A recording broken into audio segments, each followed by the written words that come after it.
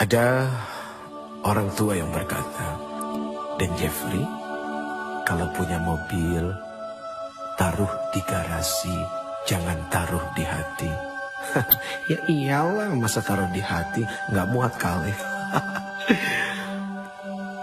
Ternyata ungkapan itu adalah lebih kepada kecintaan terhadap benda tidak masuk ke dalam hati. Suami taruh di tempatnya, jangan taruh di hati. Istri taruh di tempatnya, jangan taruh di hati.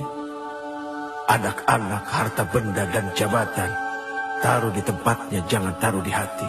Kalaupun mereka harus ada di hati, biarkan ada di kulit luar hati. Karena di dalam hati hanya Allah. Allah, Allahu Akbar. Allah, tidak ada yang lain. Jangan biarkan Allah menjadi cemburu karena itu semua. Karena Allah Maha Pencemburu. Jangankan Allah, istrimu pun, suamimu pun akan cemburu manakala engkau memiliki sesuatu yang lain di dalam hatimu. Bagaimana dengan Allah? Maka حسبي ربي جل الله ما في قلبي إلا الله حسبي ربي جل الله ما في قلبي إلا الله على الهادي صلى الله لا إله إلا الله على الهادي صلى الله لا إله إلا الله الله الله الله الله الله أكبر الله أكبر الله أكبر الله أكبر الله الله الله الله الله الله الله الله الله أكبر.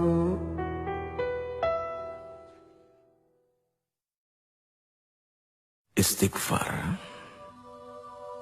adalah meminta ampun kepada Allah. Seorang Rasul saja, Muhammad bin Abdullah alaihi salatu wassalam, beliau masih meminta ampun kepada Allah. Bahkan beliau bersumpah, demi Allah, sesungguhnya aku setiap hari senantiasa beristighfar dan memohon ampun kepada Allah. Padahal sudah jelas seorang Rasul sallallahu alaihi wasallam, al-ba'tsun, orang yang dijamin surganya oleh Allah, masih meminta ampun kepada Allah. Berarti jelas memohon ampun adalah wajib. Apakah kepada Rasul, kepada Nabi, kepada wali, apalagi kepada orang-orang seperti diri ini.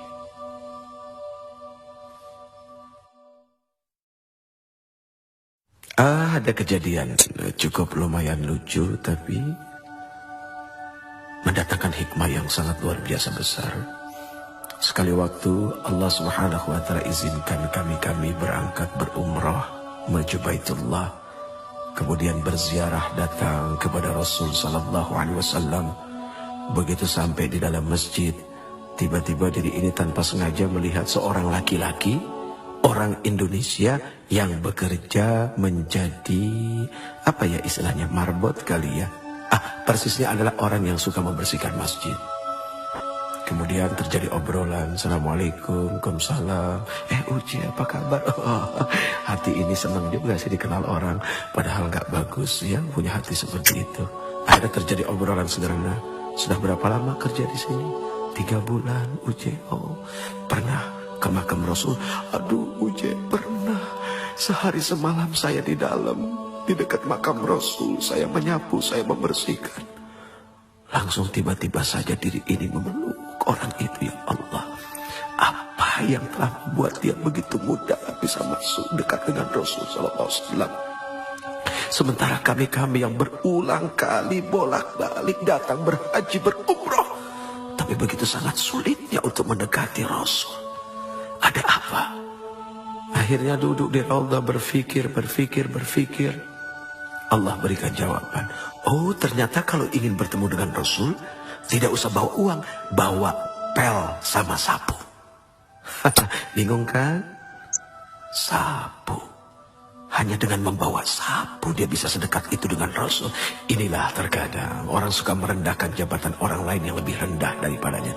Padahal maaf, seorang manajer belum tentu sering-sering bisa ketemu dengan seorang presiden direktur. Malah office boy-nya yang hampir setiap hari ketemu dengan presiden direktur. Bahkan bukan tidak mungkin seorang office boy bisa duduk di kursi presiden direktur ketika dia ngebersihin kamarnya. Ini kan subhanallah, perkara sederhana. Sapu, apa arti sapu? Sapu itu punya sifat membersihkan. Berarti bagaimana kita menyapu hati kita dari dengki, dari iri. Ternyata itulah yang membuat seseorang bisa menjadi dekat dengan Rasul. Hanya orang-orang yang hilang dengki dan tidak punya iri dan senantiasa bersyukur dengan apa yang Allah berikan. Kemudian bermujahadah, senantiasa istiqamah dalam ampunan, taubat dan nasuha kepada Allah, hanya kepada Allah. Itu yang akan membuat dekat dengan Rasul sallallahu alaihi wasallam. Ya Rasul, diri ini rindu kepada Engkau.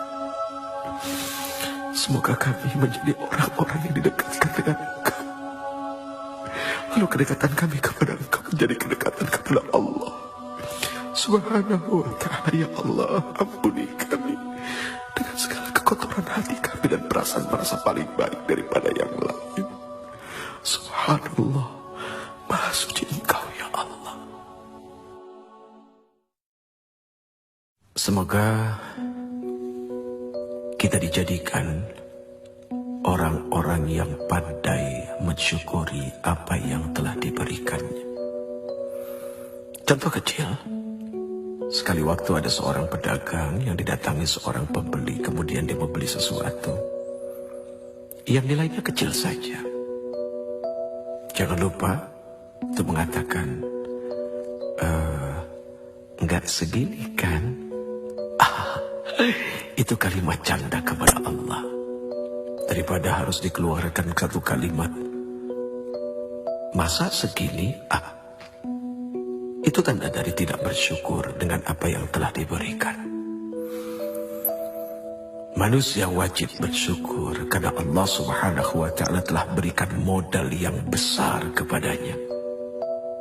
Kalau ada orang yang mengatakan bahwa dirinya tidak memiliki modal, siapa bilang? Mata adalah modal yang dahsyat. Telinga adalah modal yang tak tertandingi. Mulut adalah modal yang sangat berguna. Bagaimana dengan akal, pikiran? Sudah pasti itu bisa menjadi modal kekuatan hidup dunia dan akhirat. Terima kasih, terima kasih. Ini satu ungkapan ucapan ketika seseorang diberikan sesuatu oleh orang lain. Terima kasih. Tahukah engkau apa sesungguhnya dari arti terima kasih itu sendiri? Terima kasih.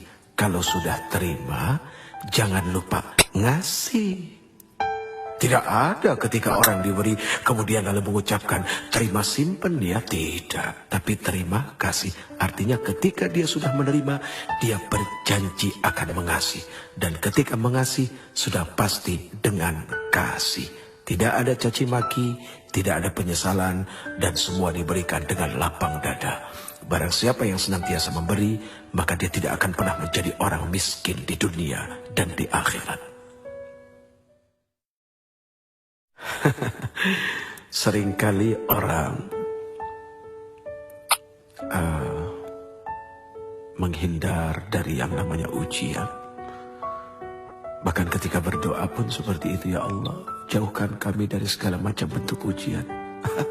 Padahal kalau dipikir-pikir, ternyata yang namanya ujian itu untuk naik kelas.